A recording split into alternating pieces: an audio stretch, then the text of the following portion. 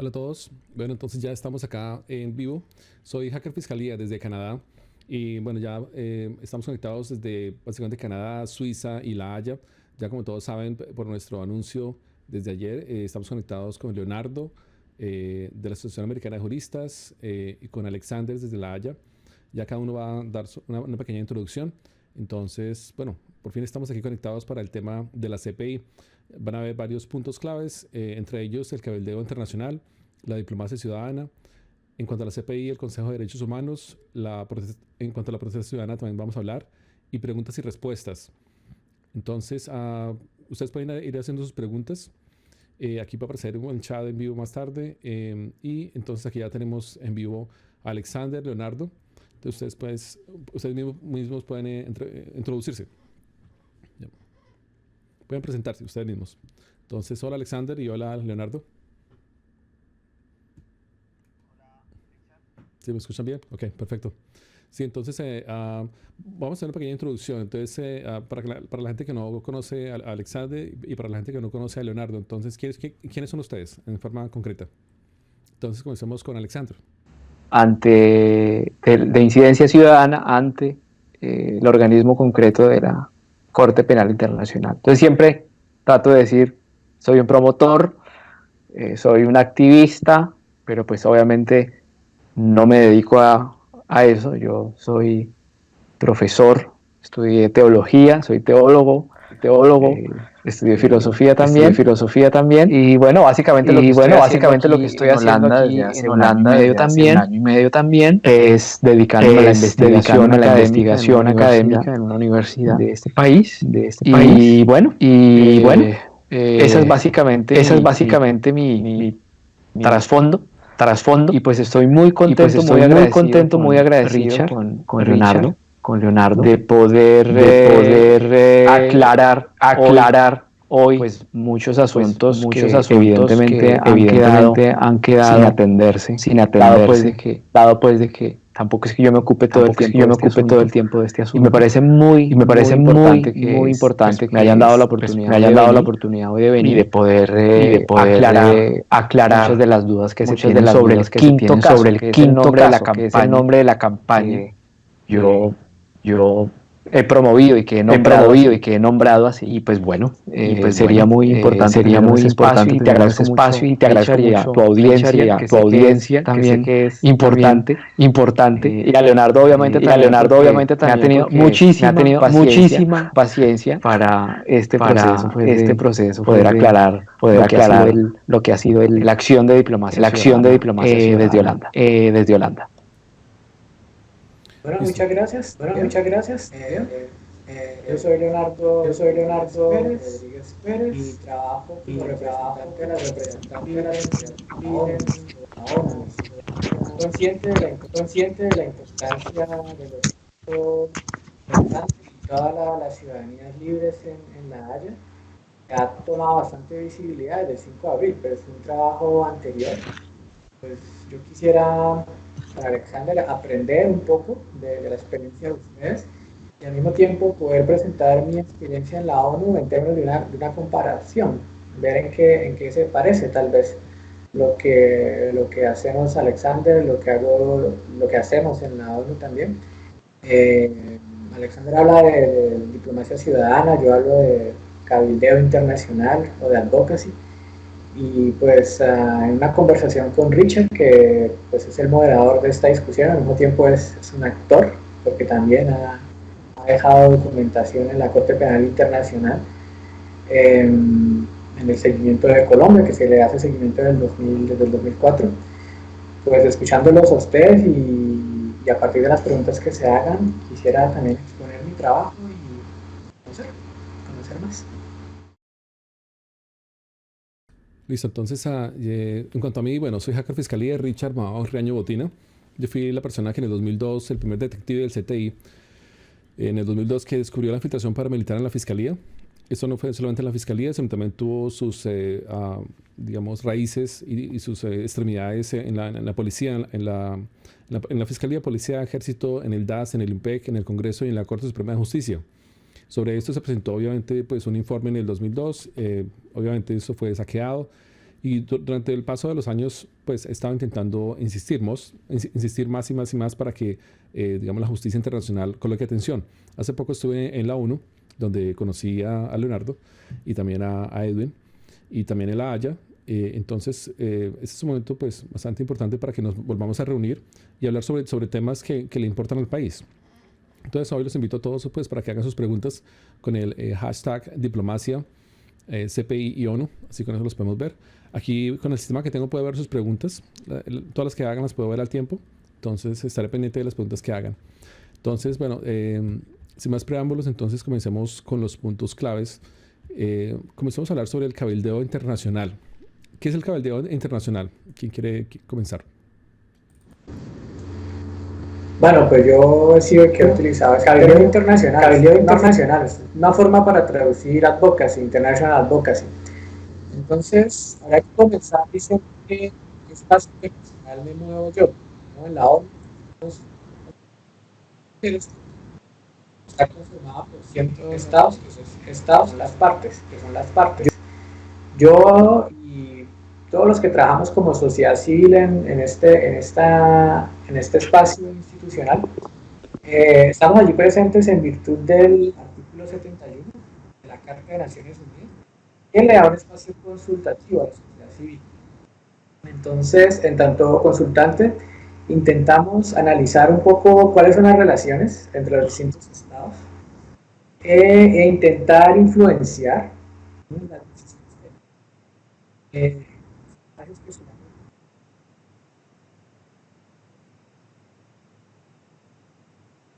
Entonces, en el caso de Colombia, desde 1996 la ONU está presente en Bogotá, el Alto Comisionado en particular, y se hace un informe anual sobre derechos humanos. Cada marzo sale un informe sobre los derechos humanos en Colombia, y básicamente mi trabajo es tomar esas recomendaciones y hacer que sean escuchadas, que se vuelva parte de la agenda y la discusión en ese foro. ¿Por qué? Porque este reporte suele ser muy crítico con el Estado, y el Estado intenta hacer olvidar esas recomendaciones que tienen que ver estos últimos años con todo lo que hemos visto de ejecuciones extrajudiciales o desapariciones forzadas. Y entonces mi trabajo es mantener viva la atención sobre estos temas, a sabiendas de que el gobierno colombiano tiene el apoyo de gobiernos extranjeros como el gobierno de Estados Unidos o la Unión Europea como institución, para seguir en el poder, porque eso permite seguir explotando geopolíticamente y a nivel de recursos al país, a Colombia. Entonces mi trabajo últimamente y en estos años por venir es mostrar que en Colombia hay un pueblo que ha despertado y que tiene la suficiente fuerza para cambiar ese gobierno, y que por lo tanto es necesario que tanto la Unión Europea como los Estados Unidos comiencen a negociar, a dialogar con los representantes que ese pueblo elija, para configurar la relación que tienen con Colombia de otra manera, de una forma no subordinada. Y esto, de manera general, es el trabajo que hago y que continuaré haciendo en la ONU.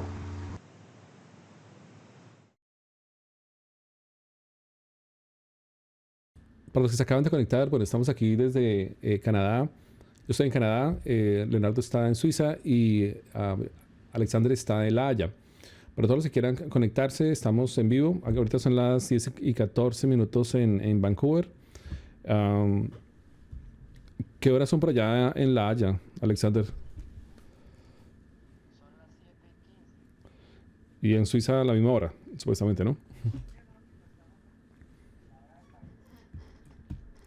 Perfecto.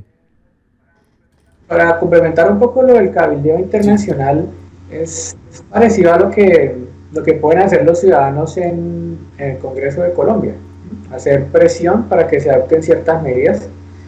Es lo mismo, pero en un foro internacional. Es siempre una propuesta desde la ciudadanía, y es comparable también con lo que hacen los ciudadanos en la calle marchando. Es una forma de hacer presión, de hacerse escuchar. es eso, es ese mismo impulso entre unos parámetros técnicos de una institución, pero es ese mismo impulso y es esa misma voluntad democrática. Eh, Porque es necesario también hacerle conocer no solo al Estado colombiano, pero a los otros estados lo que está aconteciendo en Colombia. Ya en Colombia, pues los distintos estados tienen sus embajadas, sus consulados, sobre todo sus embajadas que se encargan de transmitir información. Y aquí en Naciones Unidas, pues también en los distintos foros, como pueden ser las sesiones del Consejo de Derechos Humanos u otros foros, los representantes de los estados toman nota de lo que se dice sobre el país. Al final esto se coteja y se va armando todo un banco de información sobre el país, que luego llega a los estados a tomar decisiones. Y es necesario ser capaz de influenciar esas decisiones. Por ejemplo, bueno, hablé de la Unión Europea en conjunto, pero ya entre la Unión Europea podemos distinguir actitudes de países y tenemos a Alemania, que tiene una actitud bastante positiva frente al cambio en Colombia. Ahora, con lo de Alemania tenemos varias declaraciones del embajador de Alemania en Colombia. Últimamente anunció la entrega de, si no me equivoco en la cifra, 11.000 millones de euros para el desarrollo de proyectos con enfoque territorial que están contemplados en el acuerdo de paz en el área del Caquetá, lo cual me parece muy loable, pero entonces al mismo tiempo, a partir de la información que puedo obtener en el nivel internacional, pues yo sé que Alemania está muy interesada en el coltán, que se encuentra ya en el Caquetá, y Alemania, recordemos que es una potencia mundial en la industria automotriz. Entonces también como colombianos, como un pueblo informado, al mismo tiempo que agradecemos la participación positiva de países como Alemania en nuestro proceso de paz, que tiene lugar ahora ya socialmente, no solo en una mesa de negociación, pero en la sociedad. Pues al mismo tiempo necesitamos estar informados para también saber negociar, saber que nuestro país es muy rico, que nos estamos moviendo de una situación de subordinación a una situación de más libre determinación como pueblo y como Estado, y que para eso también necesitamos saber negociar con nuestras riquezas y saber que somos tenemos un territorio con muchísimas riquezas, no solo materiales, también en términos de conocimientos, y que no necesitamos dar incentivos a gobiernos o empresas extranjeras para que vengan a nuestro país, porque nosotros somos ya suficientemente interesantes y podemos ser exigentes con todo lo que tenemos y con toda nuestra importancia para hacer nuestro lugar en el mundo. Hay una pregunta que hay un comentario y una pregunta. Juan Mejía dice en Facebook, Richard, ¿por qué tanto esfuerzo y parece que todo fuera en vano? Se pregunta Juan Mejía. Y Teresa Pavón, si alguien quiere responder, y Teresa Pavón pregunta, ¿qué va a pasar con Uribe sobre las fosas que se han encontrado? Entonces ahí están las preguntas que han hecho las personas que nos están viendo.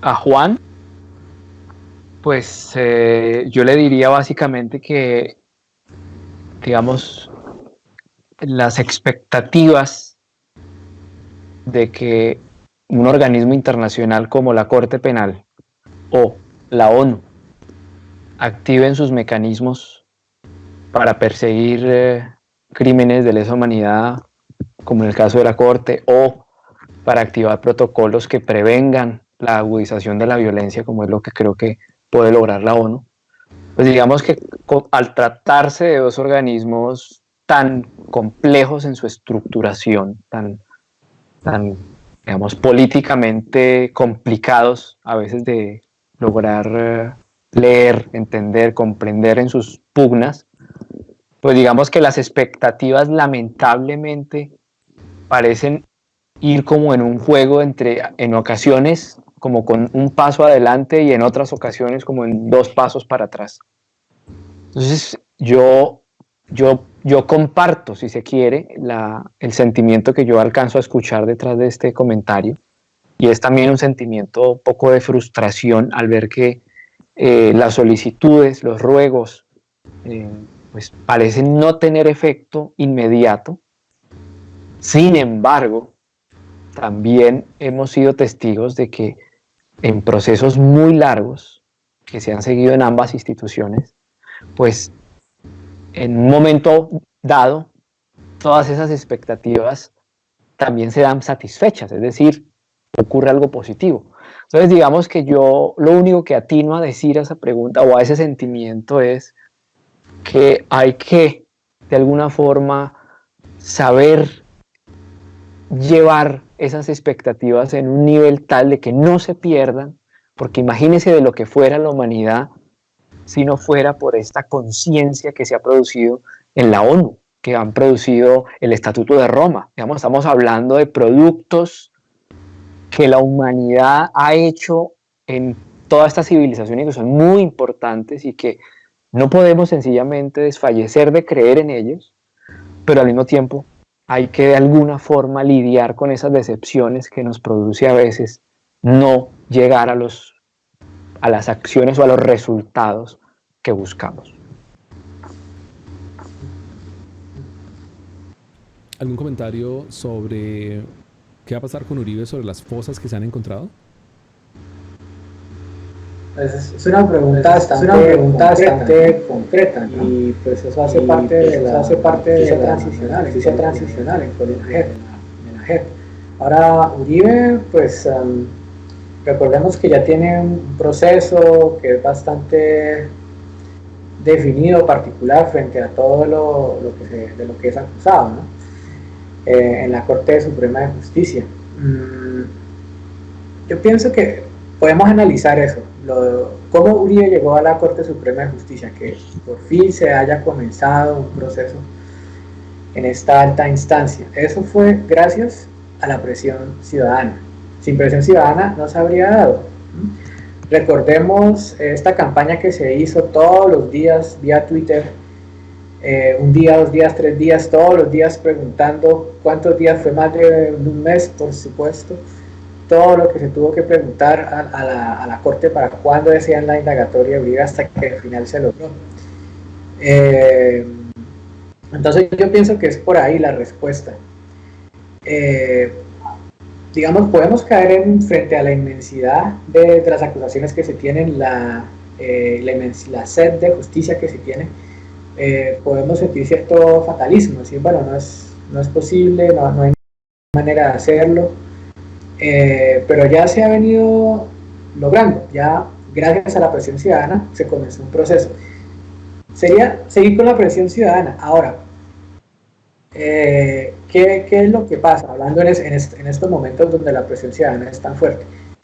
Vemos, y voy a volver a lo de Uribe, pero antes de volver a lo de Uribe, vemos lo que pasó en el Congreso, con la gente en las calles en contra de una reforma fiscal que fue aprobada en la Cámara. Pues pareciera que no se le está dando la espalda al pueblo. Vamos a ver qué pasa en el Senado. En todo caso, hay que proseguir, hay que radicalizar esa protesta, por radicalizar de forma pacífica, por supuesto. ¿Qué entiendo por radicalizar? A volver a lo de Uribe. Bueno, en Colombia él tiene su abogado, el Espriella, ¿no? Que está pendiente para denunciar a cualquiera que diga algo, que lo acuse de algo de lo que no esté demostrado por la presunción de inocencia. Eso está bien, es el debido proceso.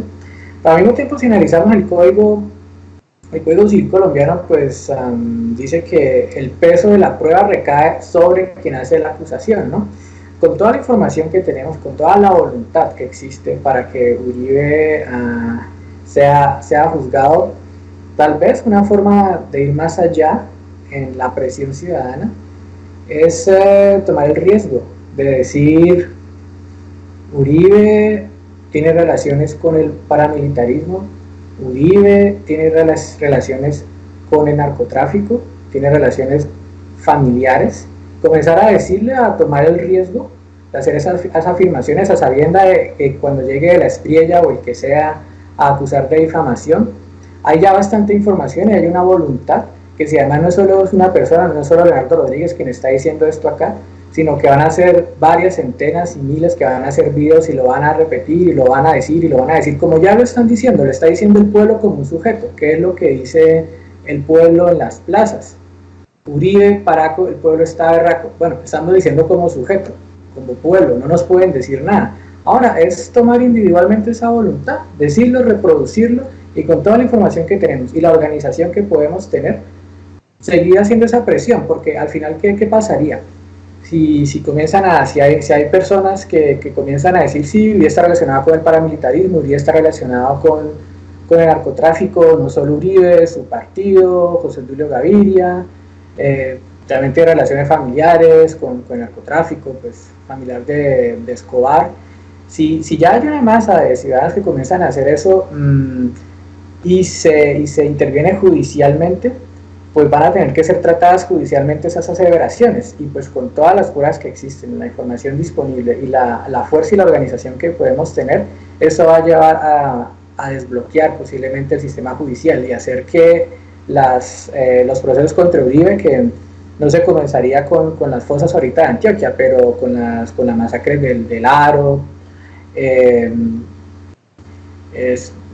tal vez su responsabilidad, tal vez en operaciones como la Operación Orión, eso llevaría a desbloquear el proceso. Entonces yo pienso, reitero, depende de nosotros, depende de los ciudadanos, aprovechemos que ya perdimos el miedo y sigamos adelante. Eso es lo que yo diría. Ok, listo. Entonces, vamos avanzando en los puntos claves para saber dónde vamos. Estamos en el Cabildo Internacional Diplomacia Ciudadana. Tocamos el tema de la diplomacia ciudadana, si les parece. Entonces, sí, comentemos sobre el tema. Bueno, sí, la diplomacia ciudadana es un concepto y una práctica que, digamos, a la que he acudido desde el principio que comencé a promover todas esas acciones ante la Corte. Tiene que ver con una crisis de diplomacia oficial que tiene el Estado colombiano, donde la diplomacia oficial básicamente se ha reducido a una función básicamente comercial, es decir, subastar la riqueza nacional a los mejores postores de la comunidad internacional, y prácticamente usted puede encontrar que una embajada es, en término y en estricto sentido, una sala de exhibición de negocios internacionales. Y sin duda alguna, eso lo hace cualquier embajada del mundo, pero pues resulta que Colombia tiene una particularidad, y es que su diplomacia esconde de manera ilegítima, de manera grosera, que este país tan rico, su riqueza es subastada a costa de crímenes de lesa humanidad. Estamos hablando de que Colombia exporta riqueza al mundo entero sobre, básicamente, como ya lo mencionaron aquí, sobre fosas comunes que han sido prácticamente el piso de enormes proyectos financieros en los que ya ustedes también se han dado cuenta. Todos esos dineros resultan siendo dineros perdidos que nunca llegan realmente a satisfacer la deuda social en Colombia. Entonces, toda esta realidad que esconde la diplomacia oficial, la recoge la diplomacia ciudadana y acude a estos organismos internacionales para hacer lo que la diplomacia oficial se niega a hacer.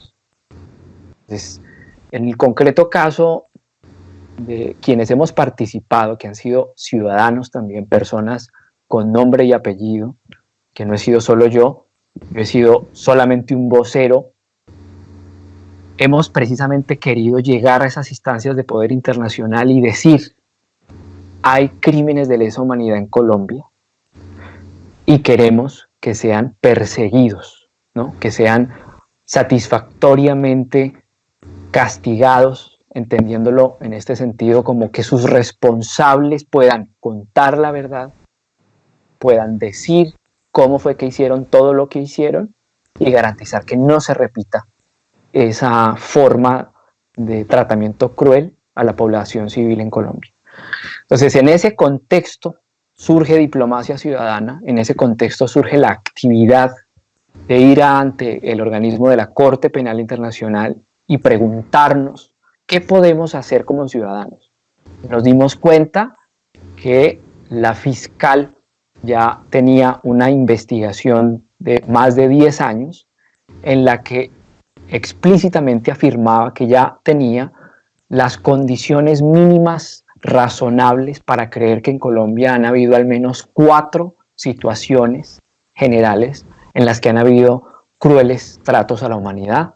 El primero de ellos son las ejecuciones extrajudiciales, que es un delito de guerra. El segundo son los delitos sexuales y de género a niños y a niñas en el contexto del conflicto armado, que está básicamente más orientado a la violencia de las FARC y de las guerrillas. Tercero, el desplazamiento que ha habido en todo el territorio nacional, haciendo que Colombia sea uno de los países más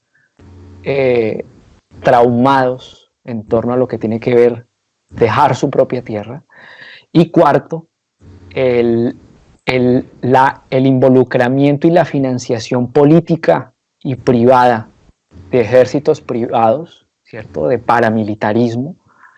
Esos 4 situaciones que yo les he llamado casos para que se puedan agrupar como en 4 grupos, pues la fiscal desde estos años ha podido llegar a esa conclusión de que existen evidentemente los fundamentos razonablemente necesarios para creer que estos son crímenes de lesa humanidad y que requieren una persecución efectiva de la ley de acuerdo al Estatuto de Roma. Entonces, el quinto caso, que es la otra palabra que ha estado en juego estos últimos días, quiso precisamente colocar en contexto lo que podría eventualmente ser un nuevo episodio de observación preliminar para la fiscal, y se trata concretamente de esta población defensora de derechos humanos que ha sido violentada en su dignidad y en su ejercicio como ciudadanos de la manera más cruel y sistemática, y que sus agresiones al parecer están por fuera de lo que ya la Corte estipuló podría satisfacer esa justicia, y estoy refiriéndome ahora a la Justicia Especial de Paz.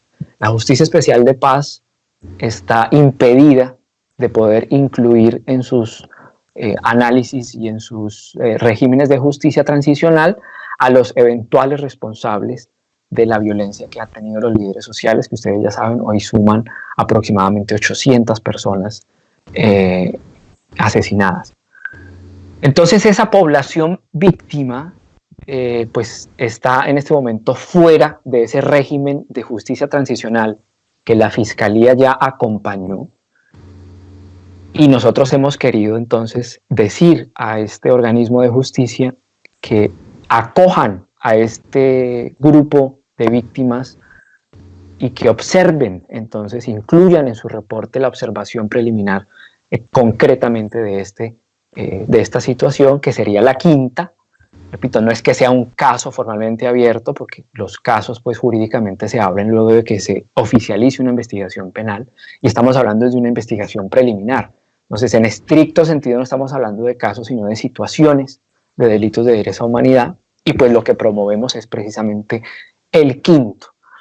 Ahora, en esta diplomacia ciudadana que hemos hecho muchos ciudadanos y organizaciones, pues nos hemos encontrado con la triste noticia de que en el último reporte la fiscal no dijo absolutamente nada al respecto de los asesinatos de líderes sociales. Y frente a esa decepción que nos ha producido descubrir eso, pues nos ha movido ahora la pregunta: ¿por qué no dijo nada? Por un lado, ¿qué podemos hacer? ¿En dónde fallamos? Esas son ahorita las preguntas que quizás podremos ir resolviendo ahora, pero digamos que quería solamente poner sobre el contexto y sobre la mesa lo que ha sido diplomacia ciudadana, lo que también he movido como el quinto caso y sus derivaciones, y nuestro objetivo como agrupaciones ciudadanas aquí en el exterior. Dejo ahí como para ir, quizás más adelante pueda aclarar un poco de lo que será el futuro de esto, pero prefiero dejar ahí por si hay inquietudes o algo. Leonardo, ¿tiene alguna réplica al respecto o seguimos con el siguiente punto? Tendría una réplica. Primero, me parece bastante necesaria la aclaración que ha hecho Alexander sobre el hecho de que su manejo del lenguaje, el de casos, los 4 casos y el 5.º caso, una forma de hablar, no hace parte de la diplomacia ciudadana, pero no es estricto senso un caso jurídico, es más como una manera de clasificar la información y de comunicar con los ciudadanos. Porque tal vez parte de la decepción es que al utilizar la palabra caso nos podemos representar como un caso que está siendo sometido a una corte en particular, cuando en realidad estamos hablando de manejo de información y de presentación de información. Y eso me parece pues bastante necesario aclararlo para que pues, no se produzcan expectativas que luego generan decepción. Hay que ver que desde el 2004 la Corte Penal Internacional está haciendo seguimiento a Colombia. Ahora, ¿qué es lo que yo vería desde la ONU, de lo que ha hecho Alexander? Desde la ONU yo vería a la Corte Penal Internacional como una instancia de presión. ¿Por qué? Bueno, están por las redes, por el canal de Hacker Fiscalía, que pues, agradezco a este medio pues, de difusión alternativo que tanto necesitamos en esta época. Por ahí están las declaraciones que hemos hecho en el Consejo de Derechos Humanos en distintos espacios, y pienso que en todas o en casi todas menciona la Corte Penal Internacional. ¿Por qué? ¿Por qué lo hago? La Corte Penal Internacional pues es una gran esperanza que ha sido concretizada. ¿Por qué? Porque tenemos un orden mundial donde realmente no hay un rector, no hay instituciones que guíen, que tomen decisiones sobre una gobernanza global, cuando ya existen bienes globales. Digamos, el medio ambiente puede ser considerado como un bien global, la seguridad, la paz pueden ser considerados también como bienes globales, pero estos bienes que son globales, que son de todos, ¿quién globalmente toma decisiones sobre ello? No existe la instancia. Lo máximo que existe en el mejor de los casos es la cooperación, cuando no se toman simplemente decisiones unilaterales y se invaden países unilateralmente e ilegalmente. Entonces, en este mundo de las relaciones internacionales, lo que más se parece a una gobernanza, es decir, a una toma de decisiones sobre aspectos que interesan a la sociedad global, puede ser la parte judicial, y para eso también podemos verlo regionalmente, la Corte Europea de Derechos Humanos o la Corte del Sistema Interamericano del Pacto de San José. Pero sí, otra vez nos elevamos al nivel global, pues, ¿qué instancias hay? Una de esas instancias es la Corte Penal Internacional. Y la Corte Penal Internacional, esto es un gran reto, y ha tenido pues, la oposición del actor que es el máximo violador del derecho internacional en el mundo, que son los Estados Unidos. Los Estados Unidos violan lo que tiene que ver con la soberanía nacional, el respeto de las fronteras.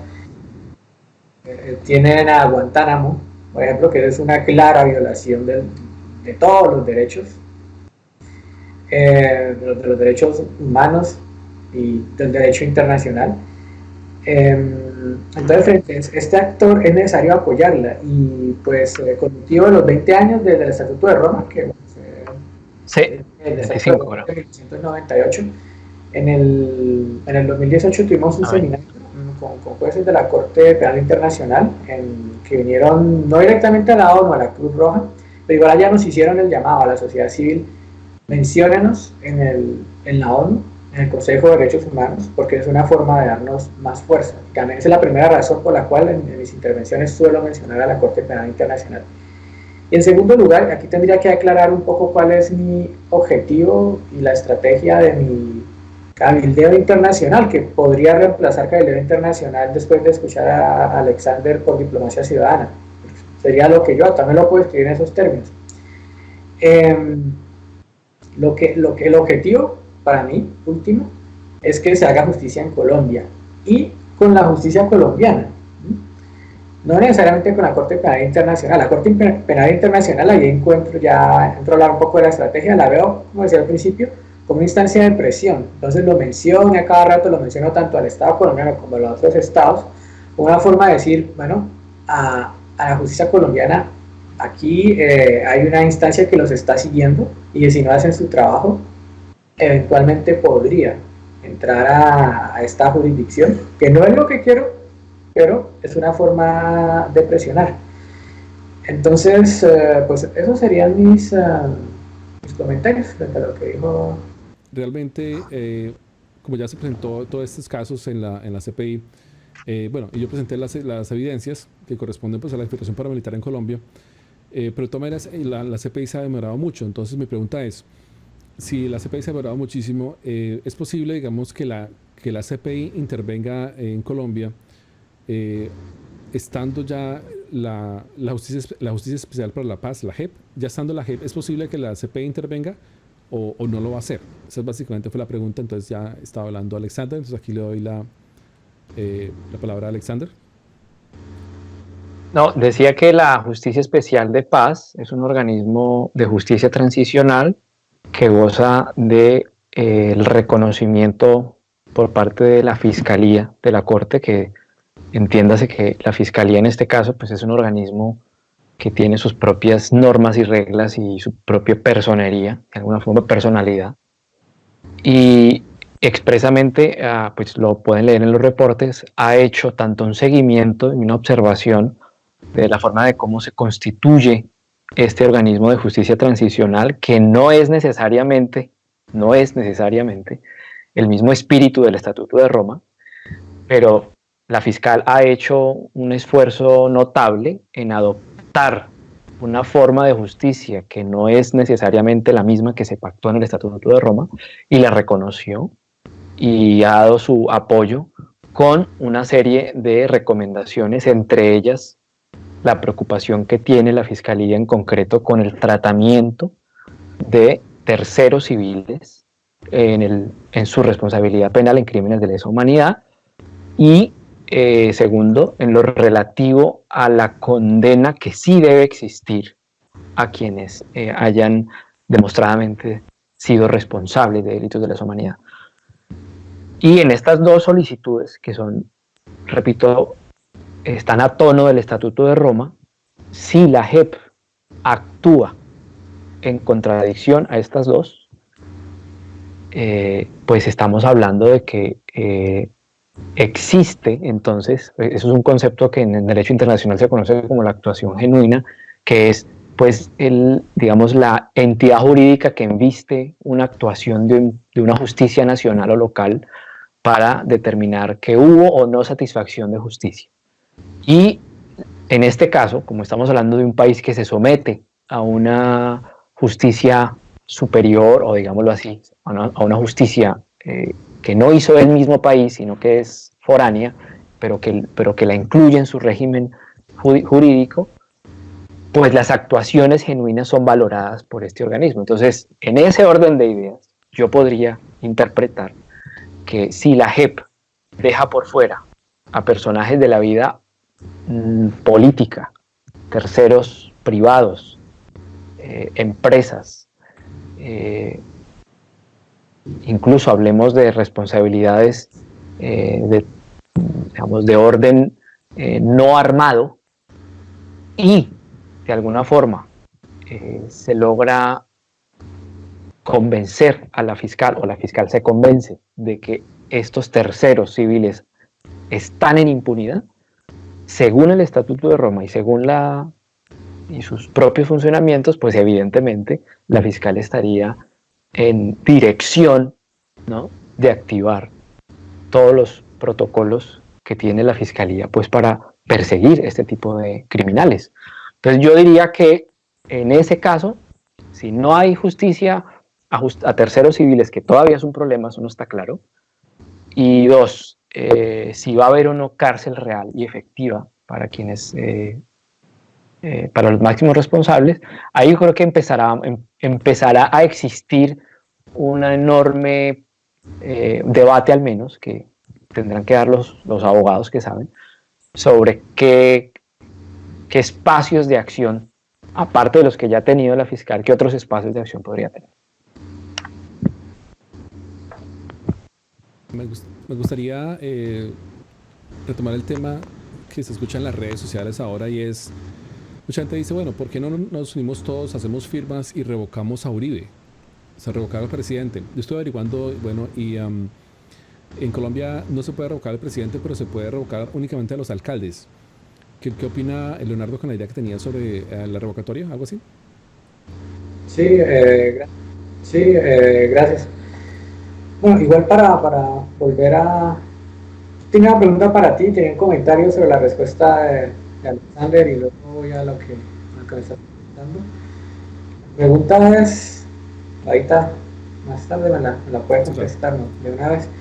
Es si ha hecho alguna diligencia con el sistema interamericano de justicia. Eso, no lo sé. Será mi pregunta para usted. Sobre lo que dice Alexander, yo diría, pues como ya puse al principio, mi objetivo es que haya justicia en Colombia y a partir de la justicia colombiana. Entonces, si la JEP funcionara, pues ya no tendría sentido que interviniera la justicia internacional si la justicia nacional está funcionando. Ahora, eso no quiere decir que todos estos esfuerzos fueron en vano, no, porque me vuelvo a la estrategia que comentaba, siempre ha sido y es un instrumento de presión. Sí, eso es muy valioso. Entonces pienso que el trabajo que se ha hecho y que estamos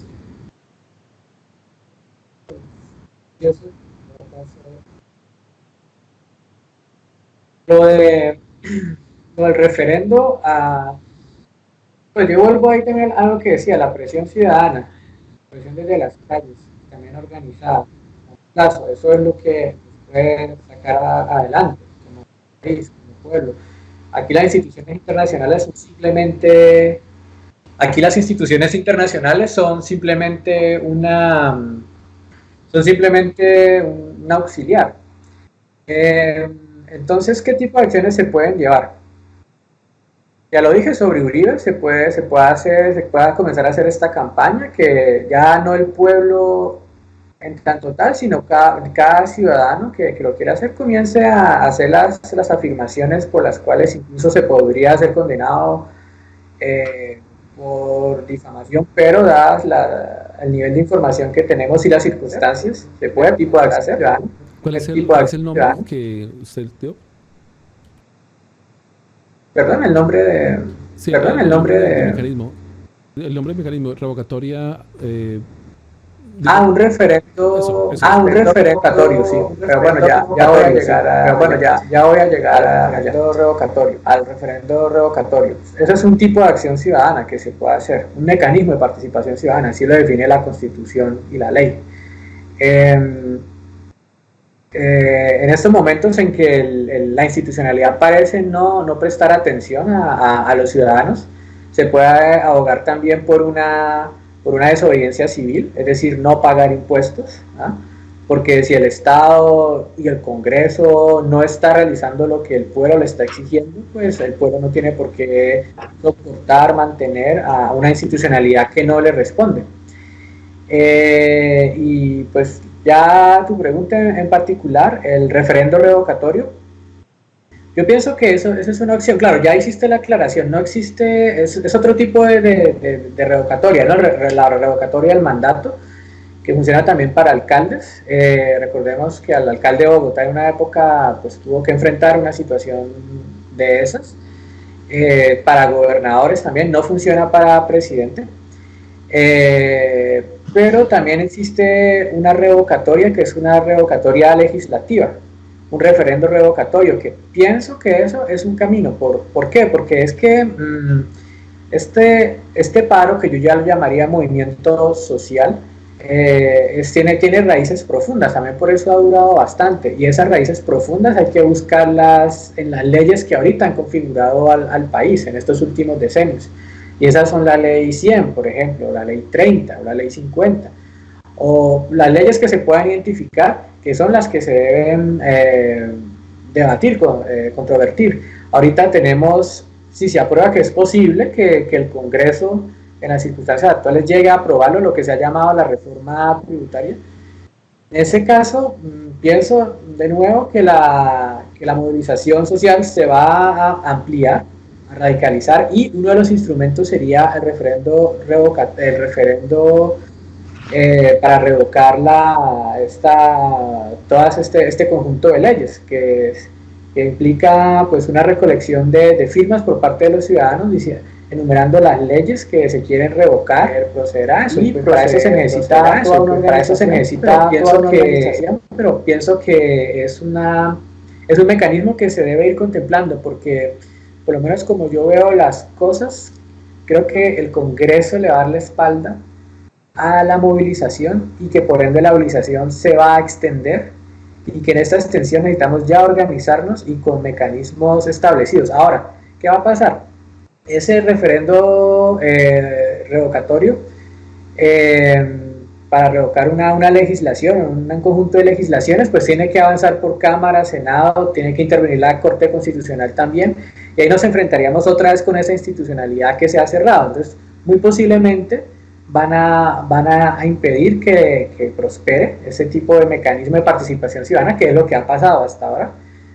Pero en ese caso ya el Congreso mostraría que institucionalmente no nos responde como país, y ahí tocaría tomar la soberanía de vuelta.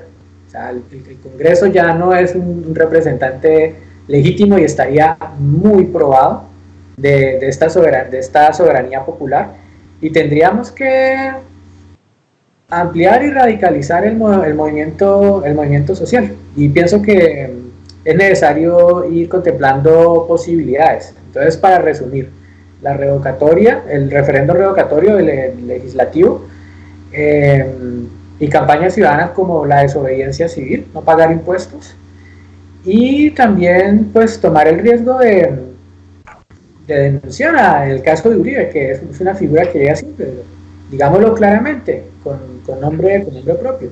Uribe ha tenido relaciones con el paramilitarismo, ha tenido relaciones con el narcotráfico, y hagamos eso en conjunto, no solo protegidos en la plaza pública, sino también de manera individual, pero protegidos como un movimiento social y por ende organizado, con este tipo de afirmaciones, que al final es una campaña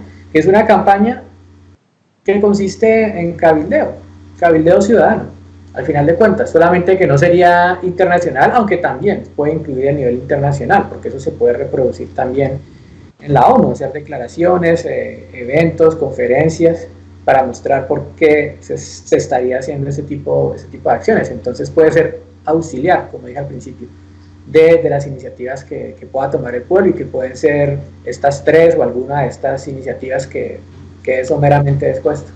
Okay. Hay una pregunta de un seguidor aquí en Facebook, Juan Mejía. Pues voy aquí a hacerla.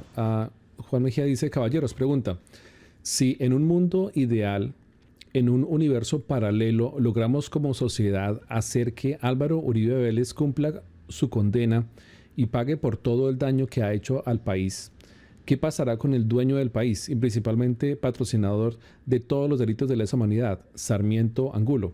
¿Es posible que alguien tan poderoso como él sea juzgado y condenado? Entonces, bueno, aquí estamos hablando obviamente pues, de las condenas en contra de, digamos, de terceros, en este caso, pues de poderosos en el país, los dueños del país básicamente, ¿no? Así como en Estados Unidos los dueños del país son las multinacionales. ¿Qué opinan ustedes sobre eso? ¿Es posible meter a Sarmiento Angulo a la cárcel?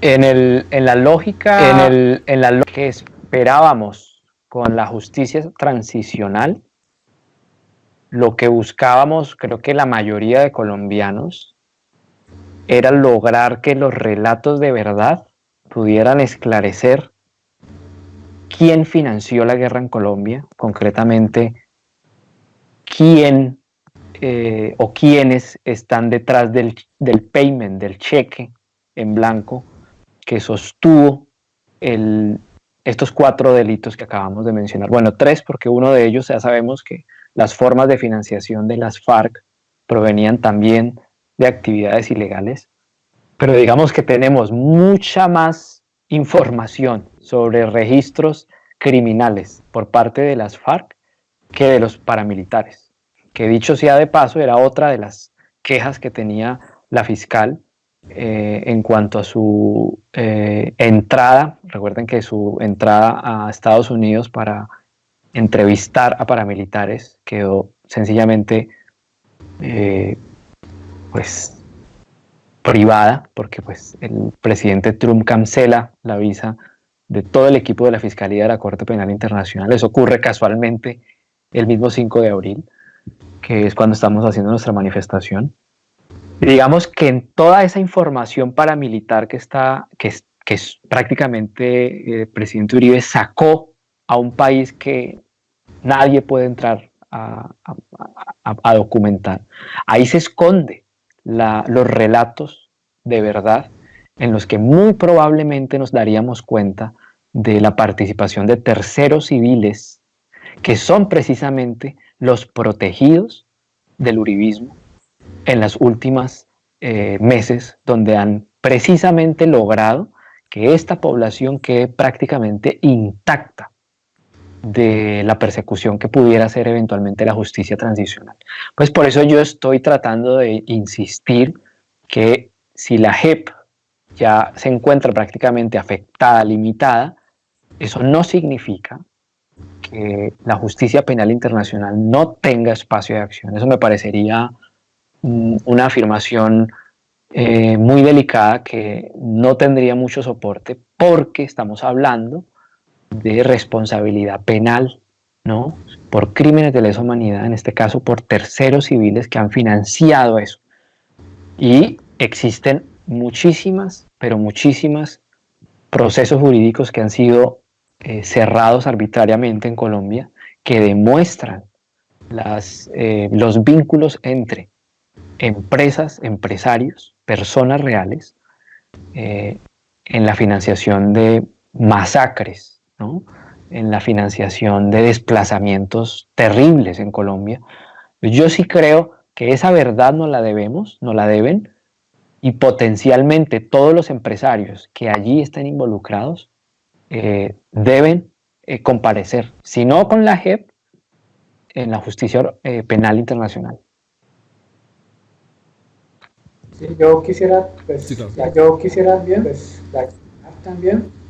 Pues sí, pienso, si se da el caso de que la JEP no haga su trabajo y no ejerza justicia sobre terceros responsables también, pues claro, la justicia internacional podría intervenir, pues, en eso estamos de acuerdo.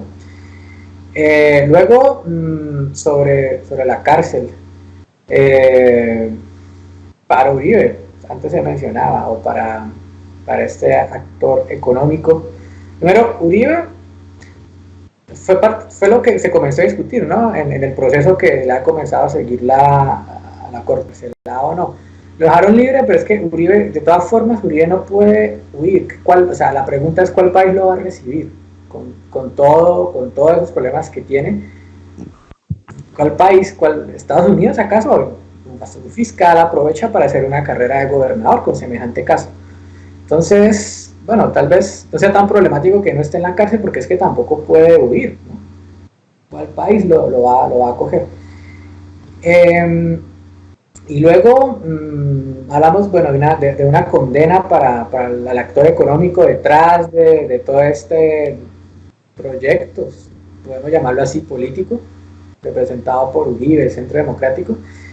Yo pienso que la primera condena comienza con la información de la ciudadanía, que es lo que ya tenemos, y continúa con la elección de candidatos que no sean patrocinados por este señor.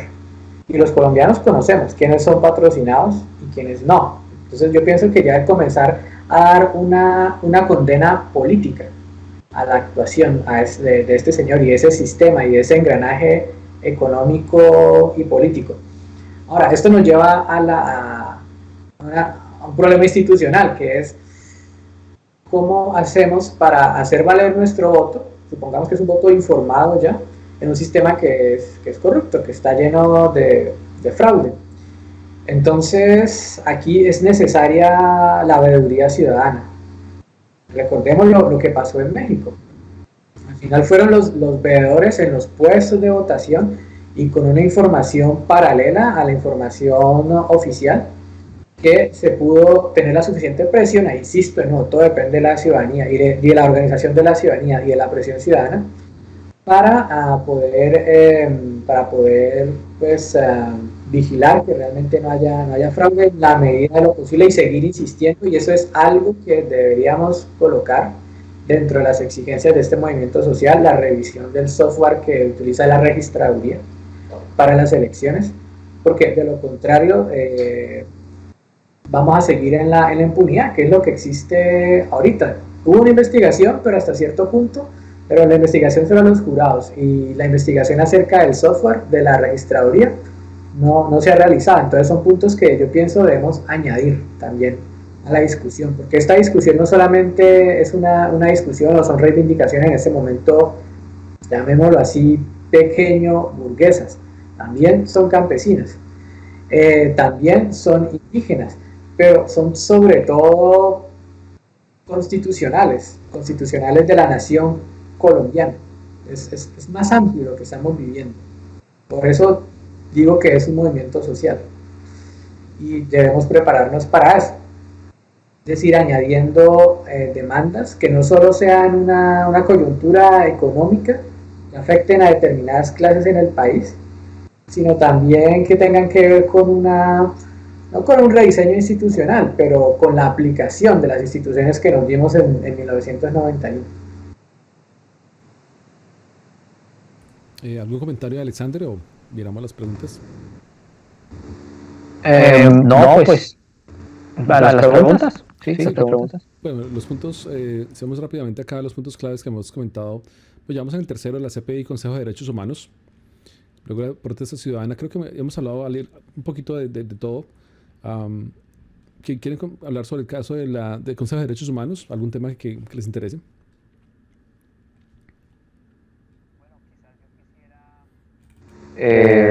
A acotar solo algo que quizás creo que es necesario decirlo acá, y es qué va a pasar ahora, al menos qué va a pasar ahora, no, qué expectativas podemos tener de aquí en adelante con el quinto caso, que repito, llamo quinto caso, pero es solo el nombre de una campaña ciudadana, que es el de lograr producir el mayor efecto posible en la comunidad internacional de lo que está pasando con el liderazgo social y los defensores de derechos humanos. Digamos, en ese horizonte me gustaría al menos dejar claro que el hecho de que no se haya mencionado en el reporte de hace unas semanas por la fiscal, pues eso no se deduce de allí que las comunicaciones que se han suministrado sobre ese particular a la fiscalía, pues estén ya de alguna manera descartadas. Eso tampoco quiere decir eso. Es decir, hay un proceso que se está siguiendo de esas comunicaciones. 2, hemos solicitado concretamente a la oficina del relator de defensores de derechos humanos en la ONU que revise qué posibilidades hay de que esas comunicaciones, especialmente las que tienen que ver con defensores de derechos humanos, pues puedan ser dirigidas al menos por parte de este organismo que es independiente de, digamos, la estructura real del Consejo de Derechos Humanos o de la ONU misma. Estamos a esperas de que esta solicitud pueda al menos tener ese efecto, y es que esa oficina concretamente comunique en estado únicamente de comunicación los casos graves que yo sé que el relator tiene conocimiento, de los cuales habrá un reporte ahorita, creo que en abril. Tercero, hay una campaña, o al menos una o dos, por ahora, de organizaciones, ONGs europeas que están tratando de financiar lo que pudiera llegar o eventualmente ser el litigio formal del crimen a defensores de derechos humanos en Colombia por parte de un equipo de abogados internacionalistas que tienen el estatus de aplicantes ante la Corte Penal Internacional. Es decir, estamos hablando de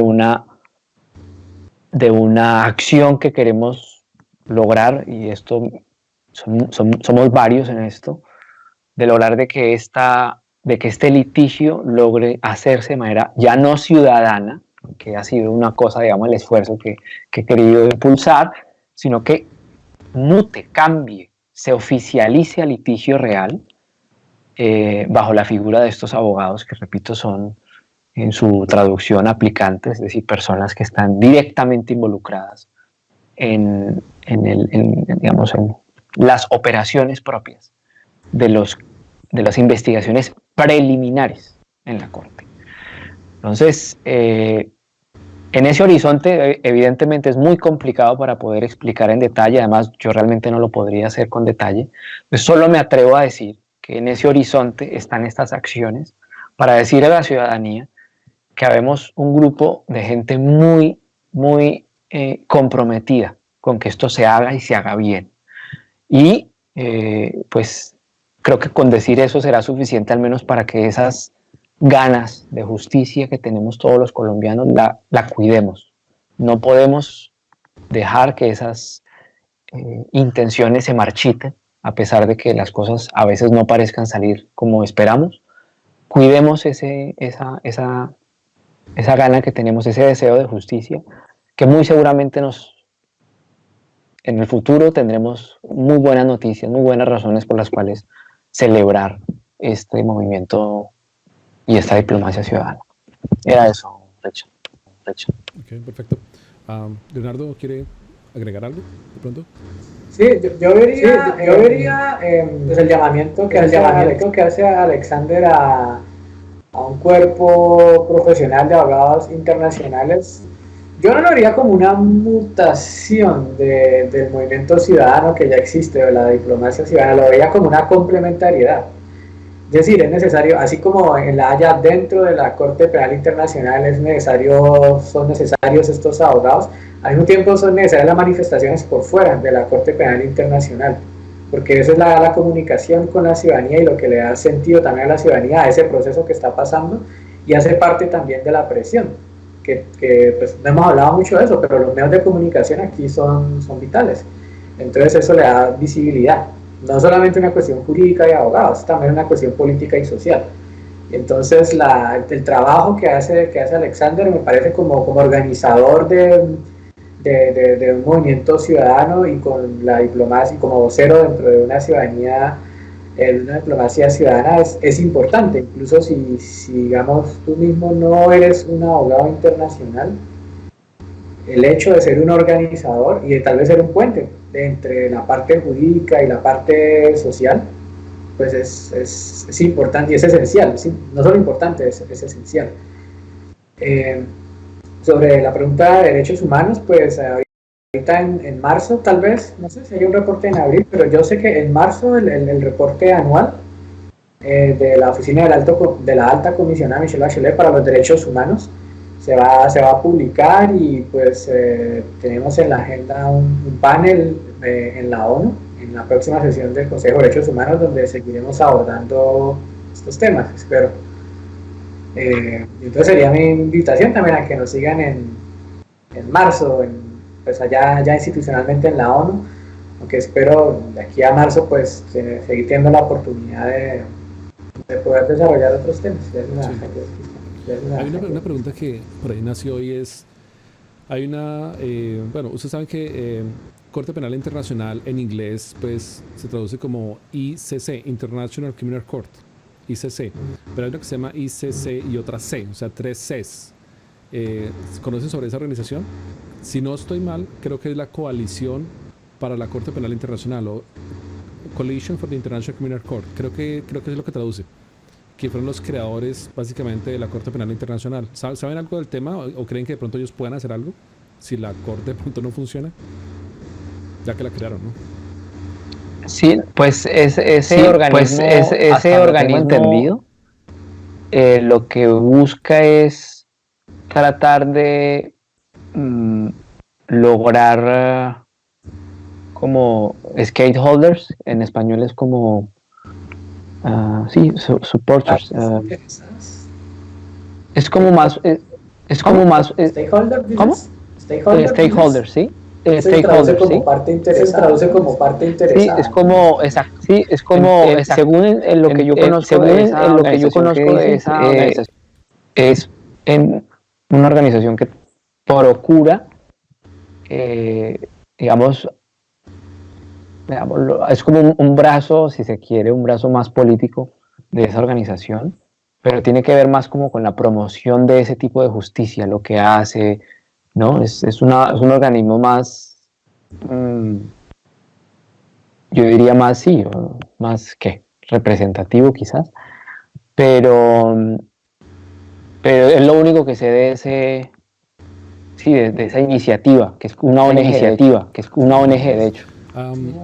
Para la gente que quiera, para los colombianos que nos ven en este momento y que quieran, por ejemplo, denunciar casos que han pasado en Colombia que están relacionados con delitos de lesa humanidad en Colombia que están sucediendo hoy en Colombia, así sea por el ESMAD o por cualquier razón que ocurra en Colombia. ¿Hay una oficina de la Corte Penal Internacional en Colombia? ¿Existe? ¿O tienen que hacerlo a través de correo electrónico directamente en La Haya? Bueno, pues es buena la pregunta porque cuando existe una violación de derecho humano, digamos, de momento, como que por ejemplo estamos aquí hablando y de repente viene un policía, tumba la puerta y qué sé yo, ejerce violencia contra mí, digamos, en ese momento que ocurre toda una serie de violaciones a mis derechos, si yo o alguien que haya visto eso, y yo porque quizás ya esté muerto, denuncia eso a la justicia colombiana, y la justicia colombiana, al evaluar este caso junto, digamos, con 800 casos iguales, la justicia colombiana dice, pues, aquí no hubo ninguna conexidad entre un crimen y otro, es decir, todos fueron crímenes aislados, crímenes ordinarios. Pues se supone que si a esa conclusión llega la justicia ordinaria, diríamos que se agotó, ¿no? Se agotó el estamento nacional para poder contemplar, analizar que se trató no de un caso en particular, ni de varios aislados, sino de toda una maquinaria organizada que logró hacer un daño irreparable a un grupo de gente. Entonces, si a esa conclusión nunca llegó la justicia ordinaria en Colombia, a partir de allí es que se hace, digamos, el esfuerzo de que la justicia penal internacional actúe como un organismo de justicia, la palabra se me fue, que es como un consorte, que es como la última instancia. Entonces, con eso estoy diciendo de que si no hay instancias ni agotamiento de instancias nacionales en torno a lo que esta persona apela como un crimen de lesa humanidad, es decir, que está conectado con toda una serie sistemática de criminalidad, pues básicamente no puede ser exitosamente remitida a la Corte Penal hasta que no se surta ese primer efecto. Entonces, por eso es importante que cuando se va a documentar o a comunicar a la Corte Penal una violación a derecho humano, lo fundamental es lograr tener todos los soportes jurídicos que primero demuestren que la justicia ordinaria en Colombia no relacionó o no actuó en conformidad o genuinamente frente a ese tipo de violaciones. Entonces, con eso diría yo que más bien habría que pensar en que en lugar de la Corte Penal Internacional, lo que habría que hacer con casos así es acudir a los organismos de la ONU que sí están disponibles para actuar inmediatamente y impedir que ese tipo de violaciones se agraven, se repitan. Y yo creo que ahí más bien la pregunta sí es como para Leonardo, que es quien creo está más empapado de lo que pasa cuando hay una violación real de derechos humanos y el tiempo prácticamente que corre. No, la ONU tiene, exceptuando la Corte Internacional de Justicia, que es otra corte, tiene esos organismos casi judiciales, entonces tampoco son tan fuertes, pero en el caso de Colombia, digamos, si ya hay un agotamiento de la instancia nacional, pues lo que sería interesante, por eso le hacía la pregunta a Richard también, es ir al sistema interamericano. Además, sí. Porque además el sistema interamericano tiene una cosa que no tiene la ONU, que no tiene la Corte Penal Internacional, y son las medidas cautelares. Y eso pues puede ser muy, muy importante porque es, de acuerdo con el artículo 63 del Pacto de San José, eso puede ya tener justamente frente a la lentitud de estos procesos judiciales internacionales que pueden demorar años, pues estas medidas son como más inmediatas, ¿no? Entonces, si hay que proteger a una población en particular, tal vez ese sería el mecanismo. En concreto, digamos, si se piden las medidas cautelares, exactamente contra, digamos, ¿a quién beneficiaría? Exactamente qué sucedería, digamos, si se hace ese mecanismo?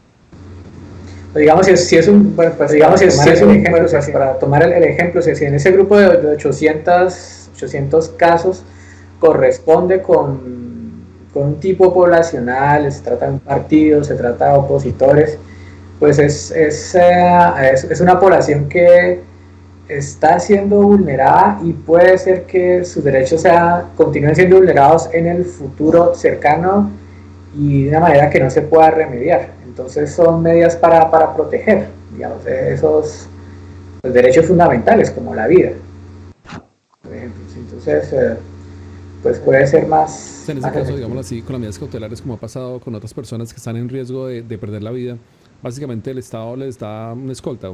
¿Básicamente es eso? Pero sí, bueno, ahí ya entramos en el problema de esos mecanismos estatales para y de la disposición también del Estado para obedecer esas medidas cautelares, pero lo ha hecho. Y se pueden hacer muchas críticas a ese tipo de mecanismos, pero bueno, yo conozco pues líderes sociales en Colombia que tienen su camioneta blindada, tienen sus escoltas y están vivos por eso. Entonces sí tienen cierto grado de efectividad. Okay, voy a hacer una pregunta que me están haciendo acá de Ana Guerrero. Ana Guerrero pregunta, ¿qué puede hacer la ciudadanía frente a la corrupción que ha permeado al sistema ejecutivo, legislativo y judicial? Esa es la pregunta. ¿Perdón? ¿Cómo es la pregunta? Pregunta aquí a Ana Guerrero. ¿Qué puede hacer qué puede hacer la ciudadanía frente a la corrupción que ha permeado al sistema ejecutivo, legislativo y judicial?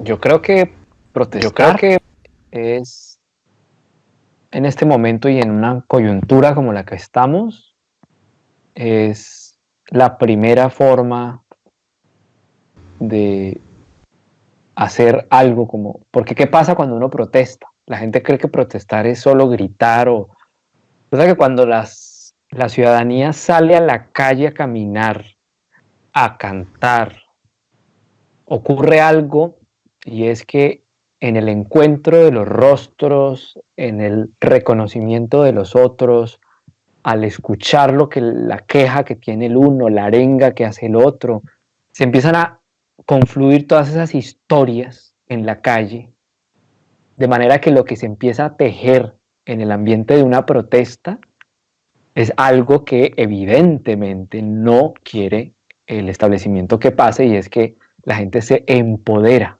crean narrativas, nacen más iniciativas, es decir, estamos hablando de que cuando hay protestas en la calle, cuando estas se dan de manera auténtica, la creatividad ciudadana puede llegar a ser sencillamente imparable, al punto, repito, de que es muy probable que si las protestas en Colombia continúan, se mantienen y se recrean, pues su efecto va a ir logrando que, eso sí, protestas yo le llamo que resulten amigables también a la ciudadanía, que la seduzcan, pues al final resulta ser tan imparable eso que, como vemos ha pasado en Chile, sencillamente el poder tiene que sentarse a dialogar sus intereses con la ciudadanía, que es lo que queremos ahora. Y en ese sentarnos esperamos que se pueda resolver un poco el problema de la corrupción, que es un enorme problema en Colombia. Sí, ahí estoy leyendo aquí el artículo 37 de la Constitución Política de Colombia dice, toda parte del pueblo puede reunirse y manifestarse pública y pacíficamente. Pero después dice, solo la ley podrá establecer de manera expresa los casos en los cuales se podrá limitar el ejercicio de este derecho. Bueno, ahí toca mirar hasta dónde el Estado dice, no, se puede, pero no. Entonces, ojalá, pues, digamos, el Estado no abuse de ese derecho porque se han visto casos en que la población está, o sea, obviamente pacíficamente protestando y el ESMAD comienza a lanzar sus bombas antidisturbios sin razón de ser, ¿no? Eso es lo que se ha visto en Colombia últimamente. Lamentable, lamentable. Sí. Y es el tema que pues, estábamos teniendo acá en los puntos claves, estaba la protesta ciudadana como cuarto punto y ya último preguntas y respuestas. Entonces, básicamente, pues yo creo que ya hemos llegado al punto de la protesta ciudadana. ¿Hay algo más que decir sobre la protesta ciudadana, ya para cerrar? Quería decir frente al empoderamiento que describe Alexander,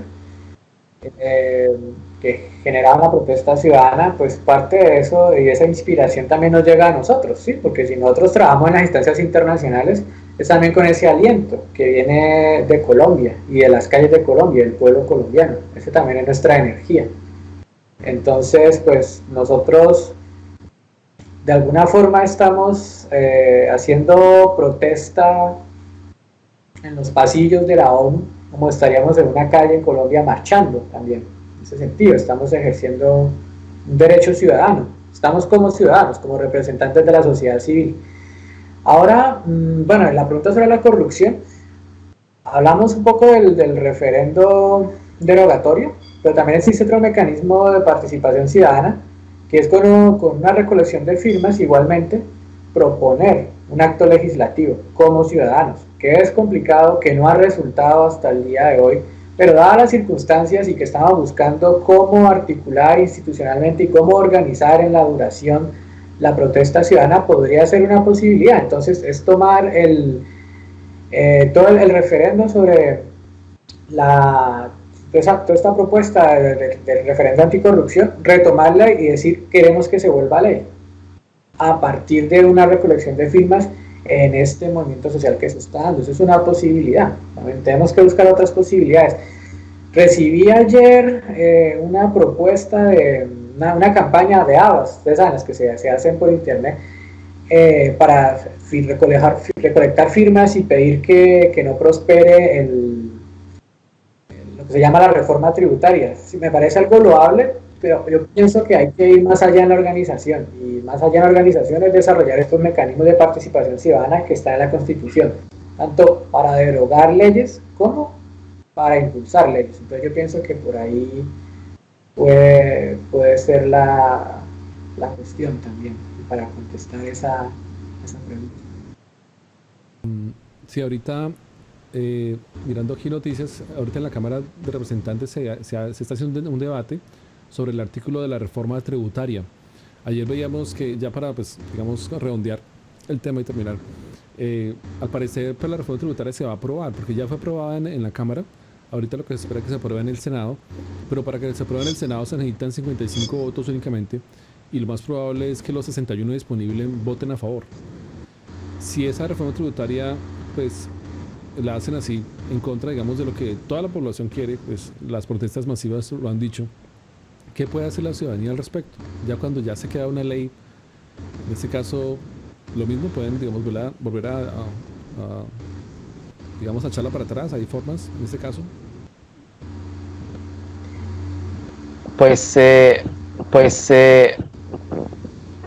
Digamos, el juego político, digamos así, ¿no? O sea, si hay una ley que decreta el Congreso, como de la que se está hablando, no porque la haya decretado, eso significa que la ciudadanía no tenga el derecho de recusarla o de reaccionar ante ella y de obligar a sus funcionarios pues a replantear políticamente los alcances de la ley, al menos. Entonces creo que hay recursos, ahí pues ya creo que no estamos hablando no de protesta, sino de los recursos democráticos que tiene la ciudadanía para lograr que una ley, aunque haya sido fallada en el Congreso, pues sea quizás detenida en su aplicación por la Corte Constitucional, por ejemplo. Y para eso usted no necesita nada más que hacer una tutela o, digamos, hay mecanismos jurídicos o ¿sí? ciudadanos que cualquier persona puede lograr y pretender ¿no? hacer que una ley no tenga ese efecto devastador que sabemos que esta ley va a tener. Perfecto. ¿Algún último comentario? ¿Ya para terminar? Ya para terminar. Usted mencionó el artículo 37 de la Constitución. Recientemente Francisco Santos hizo unas declaraciones que van en el sentido de que va a haber un proyecto, justamente como dice ahí, la ley reglamentará los casos en que no se considera legal la protesta que sea garantizada por este artículo de la Constitución.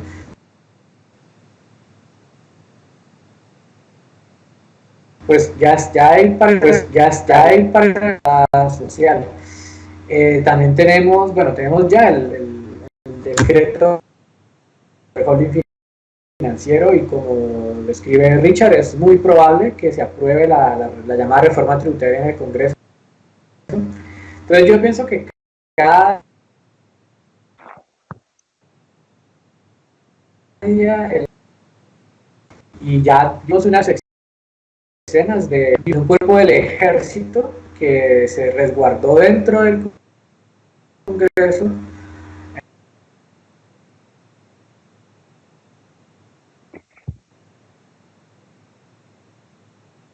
Sí. Salir a la necesitamos amplificar la manifestación. Y ahora, si se llega a aprobar esta ley, ¿qué es lo que va a pasar? A mi parecer, lo que va a pasar es que, en efecto, se va a amplificar la manifestación. Y ahí tenemos, e insisto en lo que ya he hecho unas 3 veces, tenemos mecanismos como referendo derogatorio. Y ahí deberíamos incluir también el decreto que aprobó el holding financiero. Deberíamos incluir la omisión del artículo 193 y otros del Plan Nacional de Desarrollo, que eso está en el pliego de la mesa de la huelga.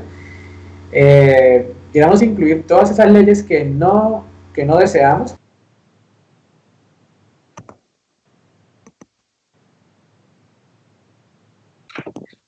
Como país y para nuestros hijos.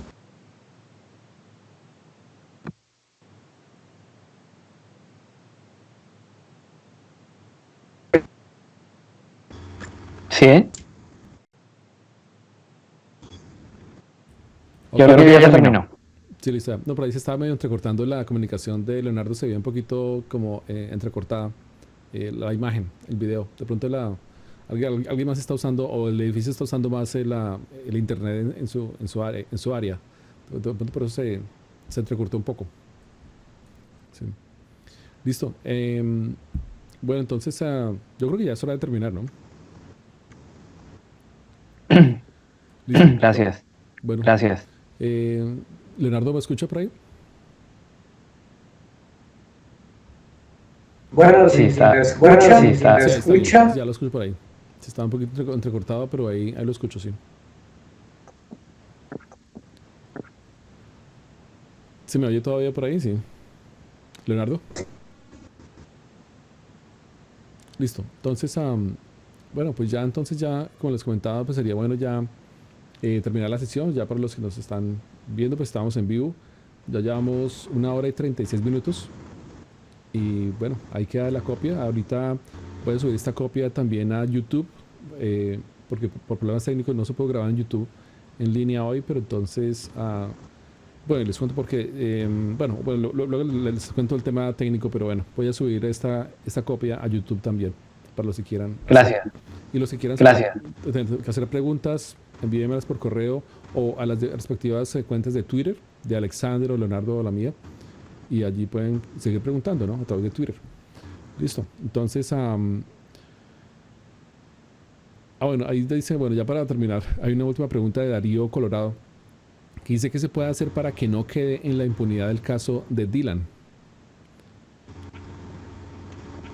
Importante. Bueno, yo creo que ahí tenemos que confiar que los colectivos de abogados que están llevando ese caso en Colombia logren que ese dictamen que está queriendo editorializar la prensa de que no fue un asesinato, pues logre tener éxito y que algún juez de la República pueda efectivamente sancionar tanto al responsable directo como al SMAT. Entonces, yo creo que hay mucho por hacer en Colombia en términos de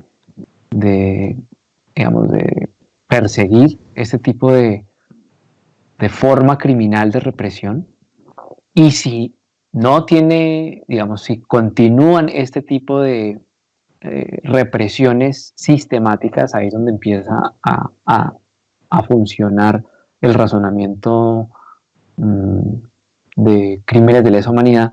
Es si estas conductas del Estado siguen repitiéndose y se pueden documentar su sistematicidad, es donde hay, repito, es donde hay que tocar las puertas luego de quienes están de alguna forma documentando ese tipo de litigios donde el Estado participa sistemáticamente en crímenes de lesa humanidad como este, que sin duda alguna es irreparable y hace parte de una actuación que el Estado ha tenido por décadas, y es la de reprimir hasta la muerte a los jóvenes en sus protestas. Entonces, esa es mi opinión. Listo, perfecto. ¿Alguna opinión de Leonardo? ¿O cerramos? Sí, no sé si me escuchan lo suficientemente bien para dar. Yo diría, claro, estoy de acuerdo con lo que dice Alexander, y diría que algo importante es mantener la memoria de Dylan, ¿sí? Y mantener la memoria significa bautizar plazas, bautizar aulas con el nombre de Dylan Cruz. Eso es muy importante, mantener la memoria de Dylan. Sí. Por aquí me pregunta Darío Colorado en Facebook: ¿se puede emplear una veeduría internacional? ¿Para qué? ¿Para el caso de Dylan? O el caso, supongo que presenta el caso de Dylan o el caso de lo que pasa en Colombia. Cuando hablamos de veeduría internacional, ¿de qué estaríamos hablando, básicamente? Bueno, yo fui el que hablé, yo me refería a las elecciones. Preguntan algo, Darío Colorado dice: ¿se puede emplear una veeduría internacional? En el caso, yo creo que de Dylan, estamos hablando de Dylan. En este caso, a nivel internacional, ¿quién podría intervenir? Obviamente la CPI, pero se demora más tiempo si la justicia no actúa. Pero directamente, ¿alguien a nivel internacional podría intervenir en caso de que no se haga justicia? Otra institución de la CPI, pues la Corte Interamericana, ¿no? Como ya hemos dicho, ¿no? Sí. De ahí para allá. Sí, pues, en el caso de Dylan, en el caso de Darío Colorado dice: sí, en el caso de Dylan se podía emplear una veeduría internacional. Esa es la pregunta. Bueno, en el caso, ya como dije, o sea, cuando estamos hablando de un crimen de lesa humanidad, estamos hablando de un crimen por una serie de categorías que jurídicamente nos dicen de que es una acción que no está aislada de un aparato criminal. Y en este caso, de un aparato criminal que goza de algo que no gozan los criminales, y es la confianza. Cuando el Estado es quien comete el crimen y no, por ejemplo, un grupo armado ilegal, se dice que cuando es el Estado quien comete ese crimen es doblemente agravante, porque se supone que la persona que funge el crimen está de alguna manera protegida por la autoridad y la presunción de que su actuación es presumiblemente buena. Es decir, uno ve a un policía o uno ve a un funcionario público y por ser del Estado uno está de alguna forma obligado a creer que ellos están evidentemente haciendo algo loable, están sirviendo a la comunidad. Y si al aprovecharse de esa situación de poder la hacen para asesinar civiles, ¿no?, inocentes, estamos hablando de que es mucho más grave esa actuación porque la hace el Estado a que si la hiciera el cartel del Golfo en Urabá, porque todos saben que estos regímenes criminales de los narcotraficantes pues fungen bajo sus propias leyes y normas. Entonces por eso digo que si en este caso de Dylan, como en el de otros que hemos visto que han sucedido, se logran agrupar y defender y argumentar jurídicamente de que se trata de un caso de lesa humanidad, pues un juez de la República estaría en su obligación jurídica, moral, de declarar un crimen así como un crimen de lesa humanidad. ¿Y qué pasa cuando se declara un crimen como de lesa humanidad?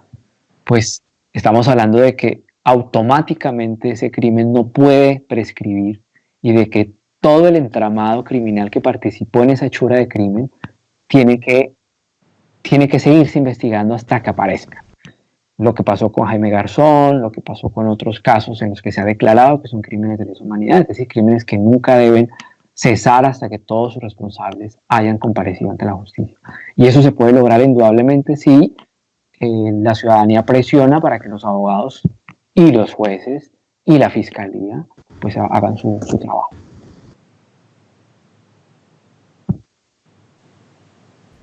Ok, listo, entonces ya, pues creo que ya se la terminaron. Ya en Bogotá son las 2:41 de la tarde, aquí ya son las 11:41 de la mañana, y por allá en La Haya, en Suiza, son las 8:41 de la noche. Pues ya llevamos sí. 1 hora y 44 minutos aquí con ustedes.